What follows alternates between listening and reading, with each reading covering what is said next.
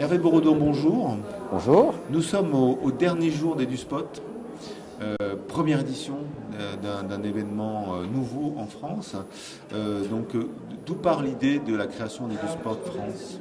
L'idée part des industriels du numérique éducatif au sein de la FINEF et même un peu plus largement, qui avaient besoin d'un événement un peu hybride, avec une partie zone d'exposition qui permet de montrer tout le savoir-faire de l'industrie française, mais avoir besoin aussi d'un environnement pour avoir du contenu, proposer du contenu et pas uniquement des produits, du contenu dans un environnement de qualité. Donc on a un environnement hybride, salon avec zone d'exposition et salle de conférence, de travail, de contenu. Donc voilà, cette idée est venue d'un souhait des industriels qui a été assez vite partagé par les institutionnels et en premier lieu le ministère de l'Éducation nationale, de l'enseignement supérieur et de la recherche pour créer ce nouvel événement majeur au sein de l'écosystème et du paysage éducatif numérique français. Alors j'ai appris que c'est en lorgnant de l'autre côté du tunnel, de la Manche, que l'idée est venue.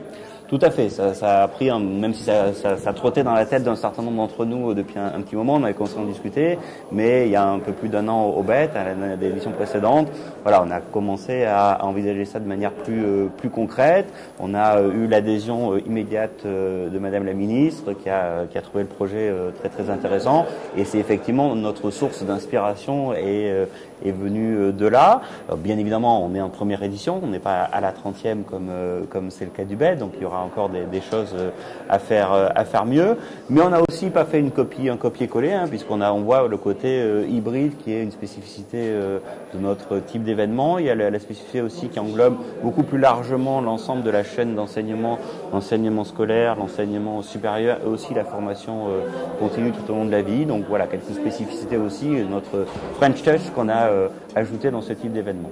Alors, il nous a semblé, pour cette première édition, qu'il y avait quand même pas mal de monde, on ne sait pas exactement. Alors, est-ce que vous avez déjà compté les participants sur cette première édition? Alors, j'ai les chiffres à hier soir, j'ai pas encore ceux de vendredi. Hier soir, on avait 4000 visiteurs différents qui étaient venus sur EduSpot. Donc, pour une première journée d'une première édition, nous sommes très satisfaits. On fera les comptes ce soir pour la deuxième journée. Donc pour le futur, même si les bilans ne sont pas faits, qui vont être faits, j'imagine, par toute la communauté qui est venue, quelque part, l'idée dans le futur, c'est quoi? L'idée qui était sous-jacente, c'est d'inscrire cet événement sur la durée, mais il fallait déjà réussir cette première édition. Alors même s'il y a beaucoup d'axes d'amélioration à faire, globalement, et effectivement, il faut rentrer plus dans le détail du bilan, le ressenti général est plutôt très positif sur les différentes parties prenantes de notre écosystème.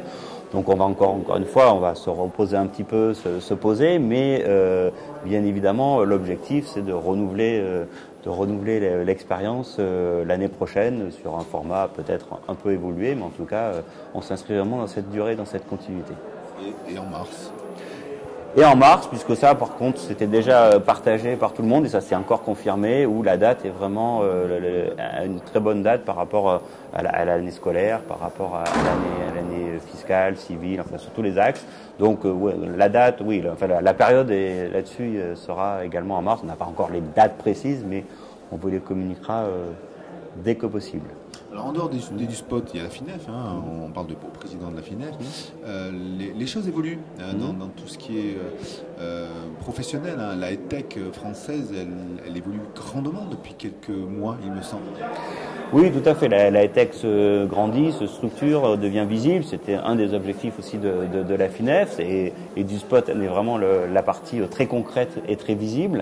Donc on a dépassé les 80 membres. Il y a eu tout à l'heure le lancement de l'Observatoire des EdTech fait par EdFab, Cap Digital et la Caisse des dépôts. Et donc on voit que maintenant on a un beau panorama de notre écosystème. On voit qu'il y a beaucoup de choses à faire et surtout beaucoup d'entreprises de petite taille ou taille moyenne qui ne demandent qu'à croître, et ça commence, et on espère qu'EduSpot va pouvoir les accompagner dans cette direction. Il nous a semblé aussi qu'il y avait un enjeu international. C'est-à-dire que quelque part, un peu, les Français se sont regardés entre eux depuis quelques années, et il nous semblait que l'international était un peu oublié. Là, en partie au sein d'EduSpot, on a vu qu'il y avait une ouverture sur la francophonie. Tout à fait, c'était aussi une des ambitions de la FINEF en premier lieu et des DUSPOT de manière évidente, où effectivement cette ouverture internationale est importante. On sait que le développement d'une filière passe par sa position à l'international.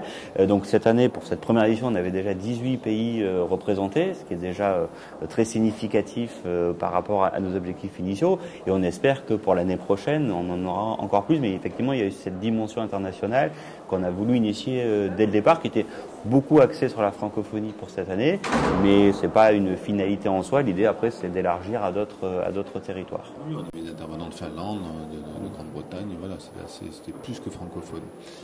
Donc Hervé, bon courage pour la suite. Merci et puis à très bientôt pour la suite des DUSPOT.